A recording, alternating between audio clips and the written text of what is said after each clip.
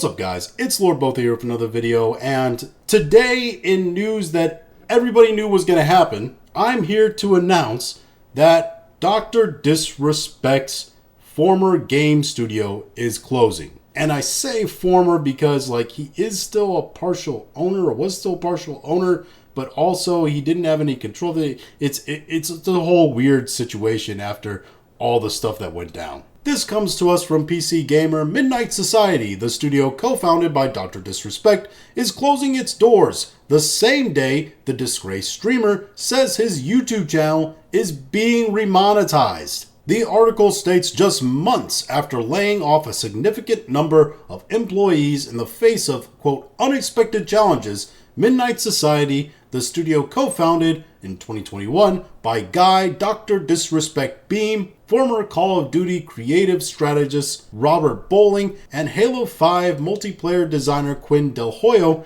has announced that it's closing completely. Today, we are announcing Midnight Society will be closing its doors after 3 incredible years with an amazing team of over 55 developers contributing to our new IP, Dead Drop. Was it though? Was it really an amazing 3 years? Was selling a whole bunch of NFTs and not actually ever producing a game exactly how you thought the studio was gonna go? We are actively seeking other game studios that would be interested in offering employment opportunities to our talented team members.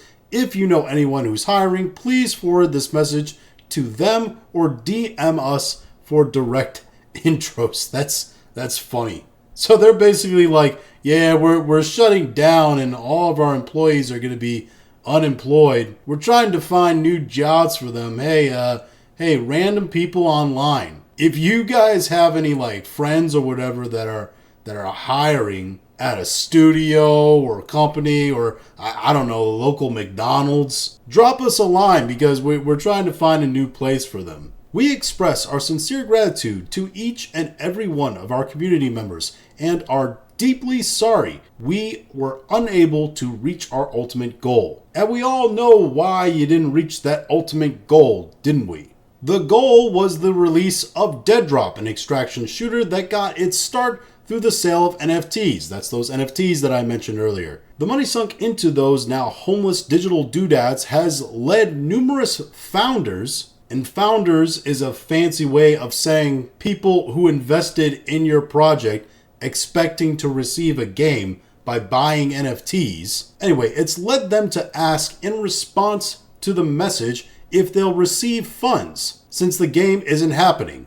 Yeah, are you gonna pay me out, give me my money back because the thing I invested in that was supposed to get me a game didn't actually get me, a game? Midnight Society hasn't officially commented on the matter, but the safe bet and general consensus is no. And I don't know what the wording was on the legal contracts for buying those NFTs or if there was any or how that all works. I'm not a lawyer in this kind of field, but that seems like some shaky legal ground to sell people NFTs unless you have some kind of wording, some kind of contract, something saying that, hey, just because you buy this NFT with a promise as a founder by buying the NFT that you might get a game doesn't guarantee that a game will ever be created or that you'll get one. Because if they don't have something saying that's kind of seems legal suity. And again, I'm not a lawyer.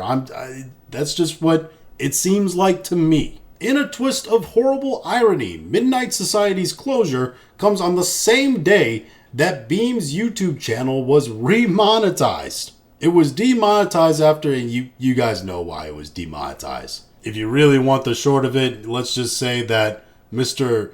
Guy Beam, Dr. Disrespect, was talking to some people he shouldn't be talking to on a shady messaging system for Twitch.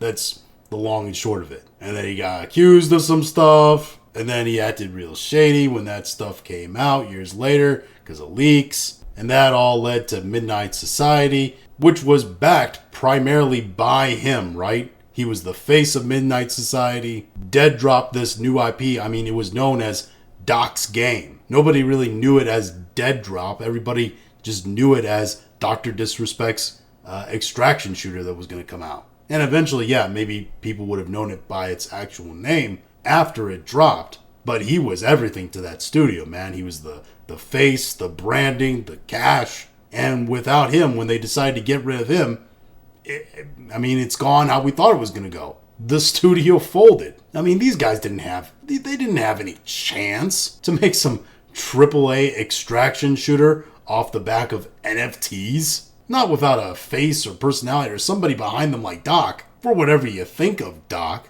But cutting ties with them basically was them admitting that their company was going to fold. And we all knew that at the time when it happened. Which is why it was wild when we saw it, because we were like, damn, these guys would rather fold their company than stay associated with Dr. Disrespect. Which told a lot of us, hey, whatever Doc may have said or not said or whatever in those messages, apparently it was enough in their investigation of it to spook the guys working with him on this game to be like, hey, this being associated with him could jeopardize our ability to get jobs further in the industry if this doesn't pan out. So it's probably best we cut our losses here and maybe move on to the next thing. And it seems like that's what they're doing now. Hopefully they have all the legal stuff sorted out with the NFTs. Again, not an expert in that. It's all weird, shifty areas. As for Doc, he had his own response to this on a stream that he had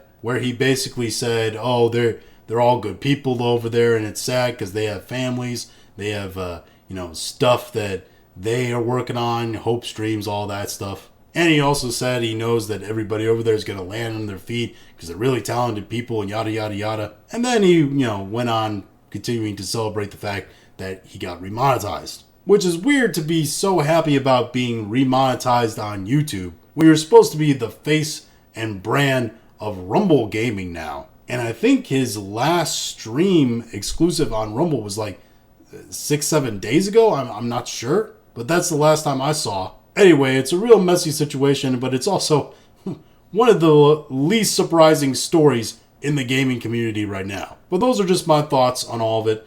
If you have your own thoughts, go ahead and leave them in the comments. If you liked this video, go ahead and like, share, and subscribe. If you didn't like this video, appreciate you watching all of it. And we'll talk to you again later.